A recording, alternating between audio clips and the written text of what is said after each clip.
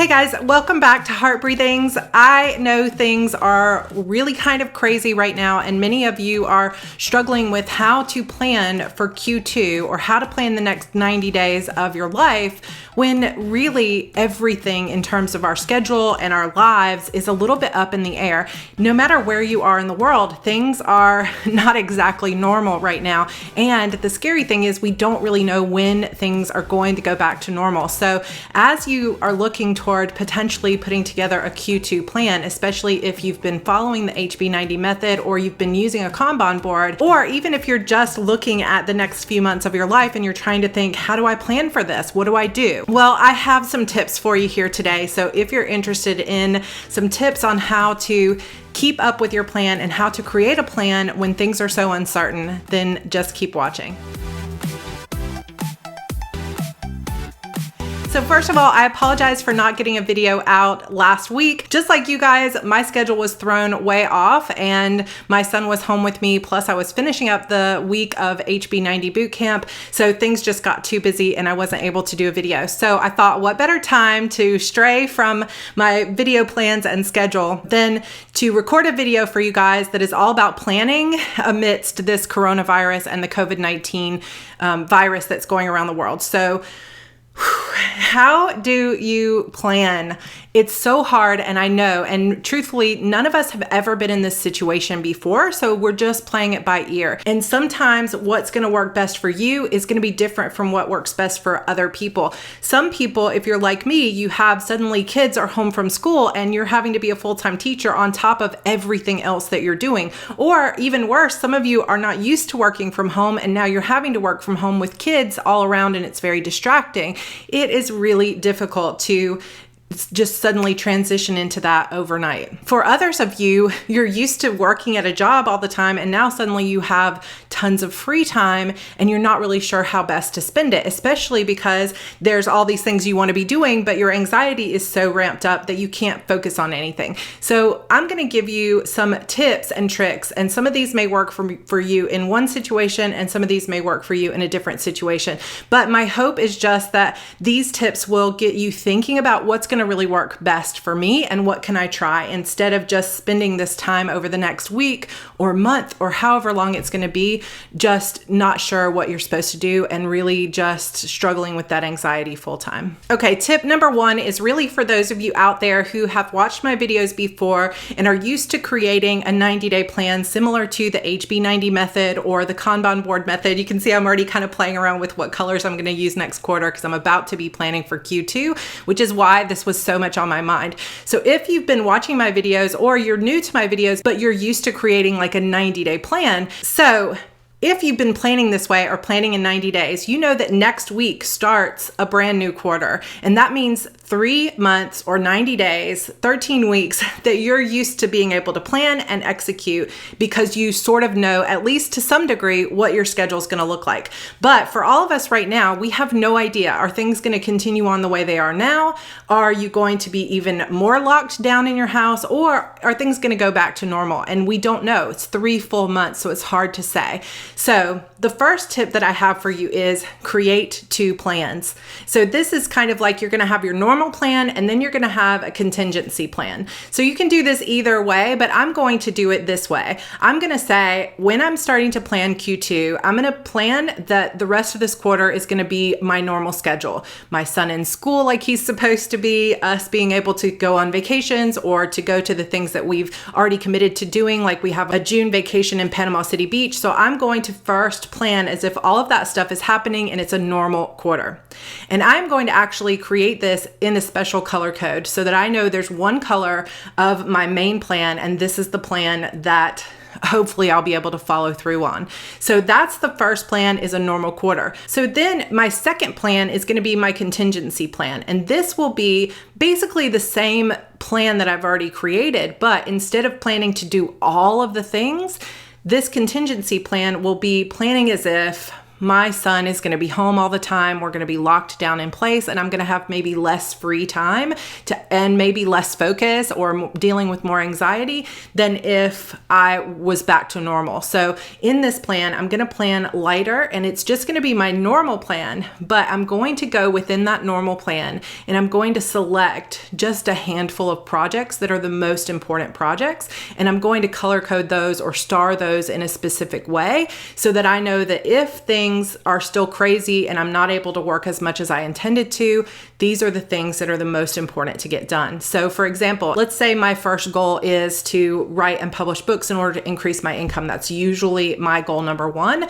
So whereas on my normal plan, I'm planning to finish Fate's Surrender and also get a really good start on Vengeful Darkness. And that'll be basically finishing up one book and writing the rough draft of another book over this next quarter. That's my original plan.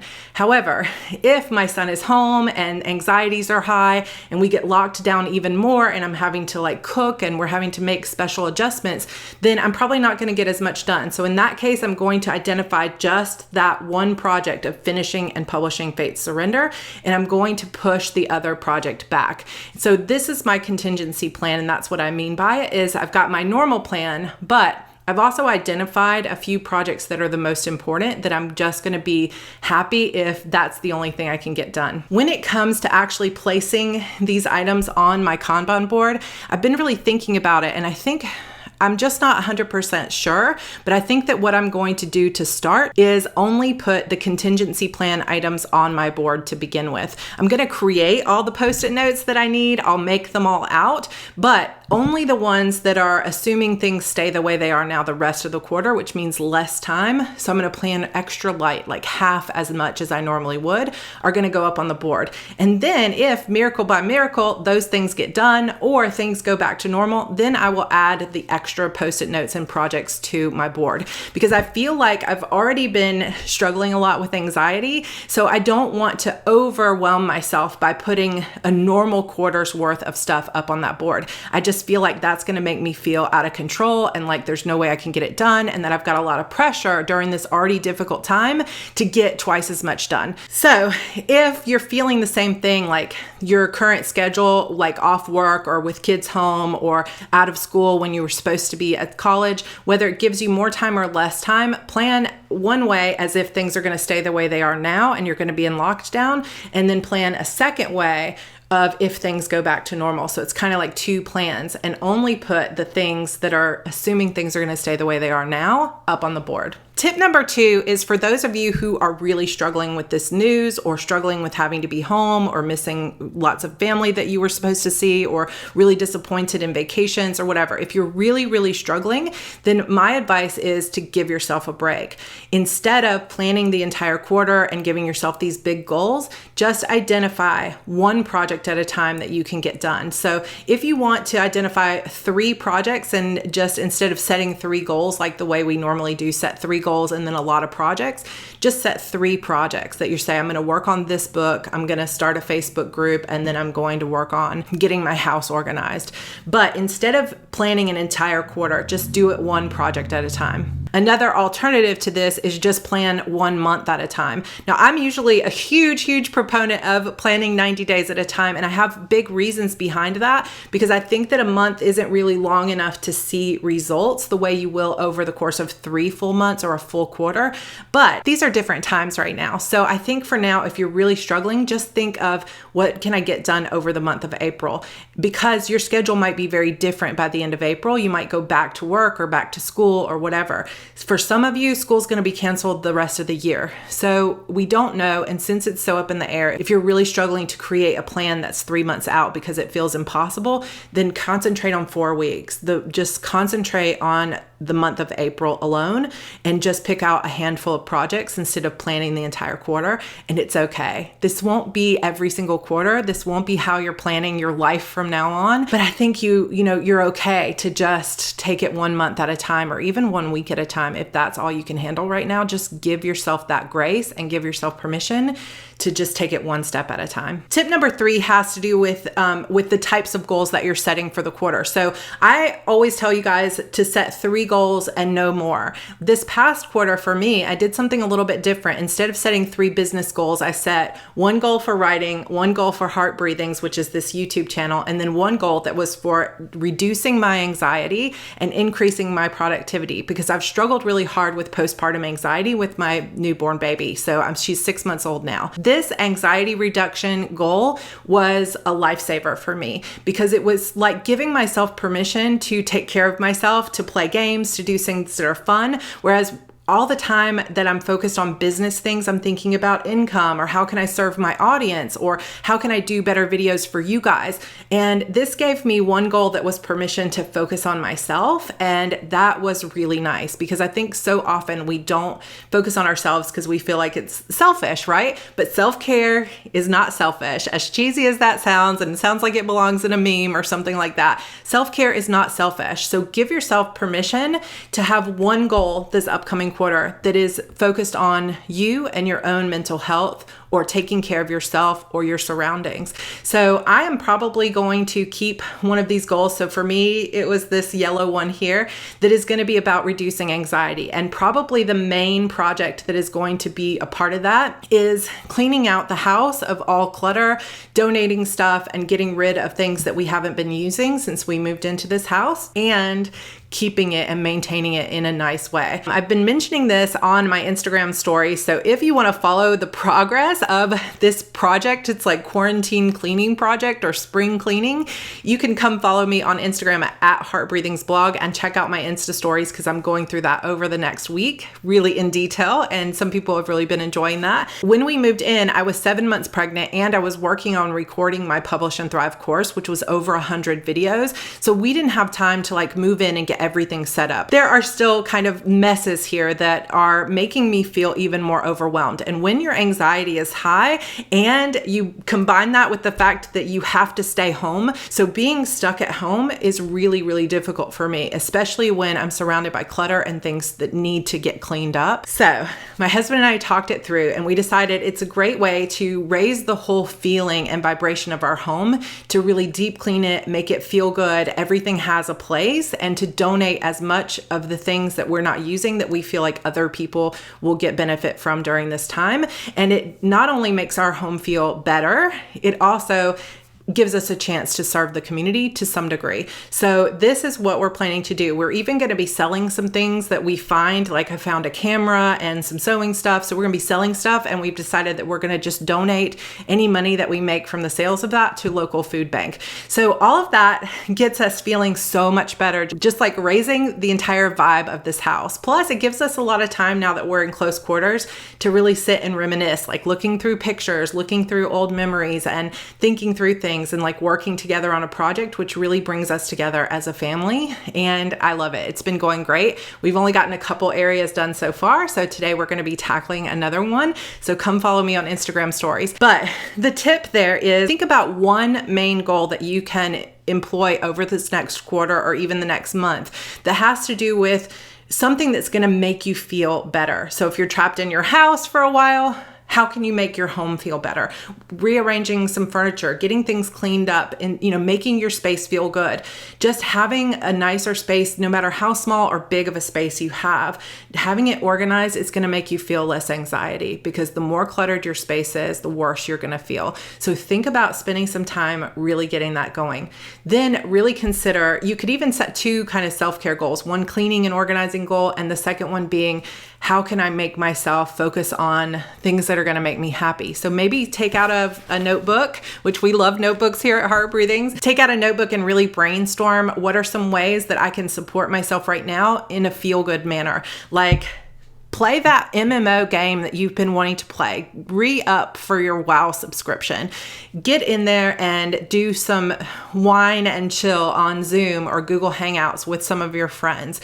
Think of things that are really going to help you feel better and have fun during this time. And I know it's not easy to forget your anxiety, but sometimes like checking the news and scrolling through Facebook is really going to make you feel a lot worse. Whereas if you would just log into that game that you love, like I heard some people saying that they just got the new Animal Crossing game for Nintendo Switch and they're loving it. And I'm really sad that I didn't buy a Nintendo Switch last month when I was feeling the urge to grab one. And I thought, oh, I just don't have time to play that. Well, now they're all sold out. So anyway, figure out some games that you can play. My son and I have already picked out a puzzle that we're going to do together this afternoon. We've got board games we haven't pulled out in forever. Luckily, here in Charleston, in our neighborhood, we're still able to go out for walks and we haven't really been running into people. It's not busy. So we're able to social distance and still get on the nature trails, which has been nice. So if you can get out and walk, make a list of things that will help you. And one of those things might be, in terms of self-care, might be, having a strong cutoff time that after 7 p.m., you're not going to check any more news. You're not going to check any more, infection numbers or death numbers.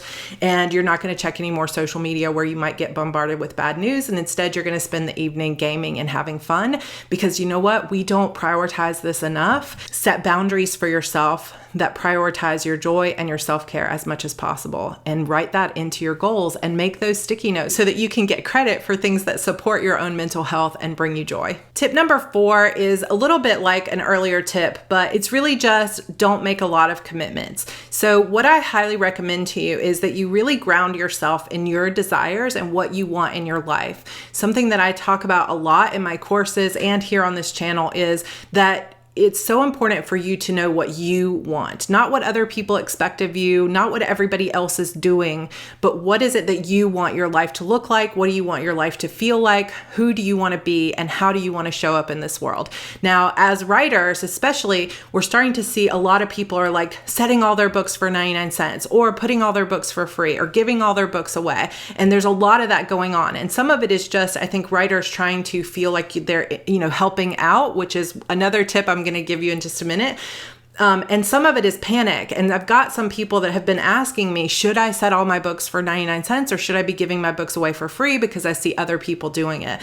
So here's my advice to you is think about what it is you want long-term, but don't commit to anything new that doesn't feel really good. Because in moments of high stress and panic and anxiety, especially if you're susceptible to that feeling of panic, we often will look and see what are other people doing, and then we feel like we have to do it, like we're obligated to do it too. So don't commit to anything that might affect you or your career long-term. So I've got people sending me messages saying, hey, will you do this fundraiser? Will you do this? Will you show up on my YouTube channel? Will you do a cross promo podcast with me? And right now I'm saying no to a lot of things because I can't commit long term. I can't commit 2 months out. I just cannot commit myself because I know that I'm someone who struggles with anxiety and I am focused mostly on my family and what I can do for my own community. So to go and do a lot of fundraisers or offer my books for free, which is going to tank my income right now for books, which is already, to be honest, lowest it's been in a long time because I haven't finished a book in a year and a half. I am not focused on what other people are doing. I've got my own thing that I'm going to be doing. I'm actually going to be going live with my fans this afternoon to talk to them about a potential project that I'm going to be doing. So if you guys are interested in that, come follow me over at facebook.com/Sarah Cannon because I'm going to be doing a live here shortly. But I'm focused on my community, my fans, and I'm not focused on what is everybody else doing. I'm just focused on what feels good to me, and I'm not making any long-term commitments out of fear or panic. So ground yourself and think about, does this really make sense for me long-term? And if you don't have an answer and you're not sure and you're thinking about doing it just because everybody else is doing it, take a step back and say, I'm not going to commit to anything right now. I'm just going to exist for the next week and see how I feel at that point. And you're probably going to be better off than just jumping into something because you're panicked and you're afraid. Okay, 2 more tips for you. Number 1 is develop a daily gratitude practice. This is something that's important even in times that are normal, but I find it to be such a helpful thing when times are really stressful or I'm dealing with a lot of anxiety, because it seems like so much of our focus goes on the things that are going wrong and what's completely out of our control. There's a lot of people losing income right now because they can't work, and that can start to increase your panic and anxiety. And when you focus all of your attention on those things that are negative, you're going to put put yourself into a negative spiral that's only going to attract more negative things into your life. And you're just going to be so focused on the negative that you can't possibly be happy in this difficult time. I find that when I'm so focused on the negative and I start this negative spiral, I am drawn to more negative news. So it's like, what do I want to read on Facebook, or what's gonna pop out to me on Facebook or social media? It's gonna be more negative things, and that just continues that spiral and leaves me feeling just like gross and depressed. So instead of allowing yourself to go down that negative spiral, no matter how hard things are, and I'm not discounting because I know it's really difficult for a lot of us out there, but if you can just start your day with a simple gratitude practice where you start a new notebook, or you grab just a plain piece of paper and you just say the things that you're grateful for, it's going to help you sort of pull yourself out and say, okay, well, at least I'm grateful I have a roof over my head, and I'm grateful that I have my son here with me, and I'm so grateful that none of us are sick and that we're healthy right now and that we have food to eat. If you can only think of a few things that you're grateful for, it can help pull your focus out of the negative things and into the positive things. So as you begin to plan what's happening over the next several months, plan to develop a daily gratitude practice. The sixth and final tip that I have for you is to focus on service. So of course, I already told you, I think you should definitely have a goal that focuses on yourself. But on the flip side, if you can also create a goal or a feeling of, how can I serve other people? Because sometimes our lives may seem out of control and we're focused on everything that's going wrong or everything we need to do. But sometimes what can pull us out of that and really get us focused on the things that matter are, how can we serve other people? So how can I serve this Heart Breathings community? If you can think of ways that you would like for me to serve you, I may have limited time moving up, so I can't necessarily be, doing a ton of extra videos, but I will do as much as I can. And even if it means just going live instead of taking the time to edit videos, I can do that too. So in what ways can I serve you as a community? And leave those in the comments below and I will read them and take them into consideration. But I'm already thinking, how can I serve this community? How can I help people to get writing again? So in my writing sprint group, we're going to finally, I've been wanting to do this all year and I just haven't had time. So now I'm going to take a step back this week and I'm finally, before the month of April begins, going to establish weekly writing times, weekly writing retreats that are just virtual writing retreats. And I'm hoping that this is going to be something that will serve that writing sprints group community, which is over 800 people now on Facebook, and help them to get writing and to feel like they're a community and they're not alone, even though we might all be stuck in our homes. So that becomes a focus. And when I focus on how can I serve other people, then my life doesn't seem so bad or so important. And it helps me to understand that I'm a part of a global community and that if I can help other people, then I'm helping myself as well. So the donations, like I was talking about, getting things out of our house, donating to a local food bank where we can help there, but also focusing on my online community. So I told you I'm already focused on my fans and what I can do for them. I can't offer all my backlist books for free because that's how I make money. But what I can do is go live every day and read one of my stories. So I'm going to be doing some live readings coming up, and who knows, I'm not doing it to make money. I'm not doing it for any other kind of reason other than I'm hoping that that will serve my community of people that are just stuck at home and they feel alone. And this will be something maybe that will be a bright spot in their day. And that helps me so much to think, how can I be of service? And it takes the attention off of me and what's going on with my life and my anxiety.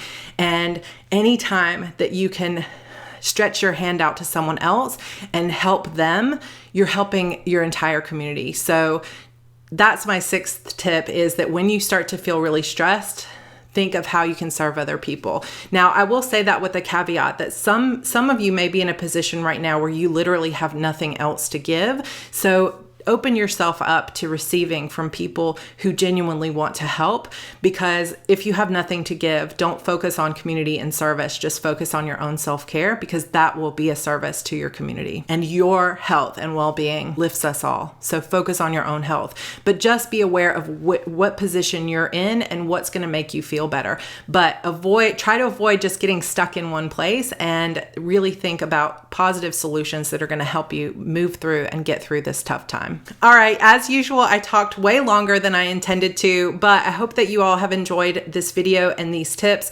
It's really unprecedented what we're going through as a global community right now, and I have no idea exactly what's going to happen, just like you don't. And it is difficult to plan for the entire quarter when you really don't know if you're going to be stuck in this position where you're sheltered in place, or you're stuck at home for 2 weeks, or if it's going to be 2 months. And we don't know if we're going to be doing summer vacations, or if our kids will be going back to school, or if you're going to have a college graduation. There's a lot of things that are up in the air. So I hope that these tips will at least help you feel grounded. And I think that out of all of these tips, the most important one is to just try to set some goal that supports you and is a self-care goal, because it's so important right now for you to be taking care of yourself so that you're healthy and happy and able to make it through this. But also just know that no matter where you are in the world, that you are not alone, that you have a global community here that is going through the same thing you are, and we need to pull together now more than ever. So be nice to each other, take care of yourself, and if there's any way that I can be of service to you here with Heart Breathings, please just let me know. We have Camp NaNoWriMo coming up in April. So if you'd like to see videos that kind of take your mind off the virus and get back to writing, let me know. Or if you'd like to see more videos like this, whatever I can do to serve you, I am here for you.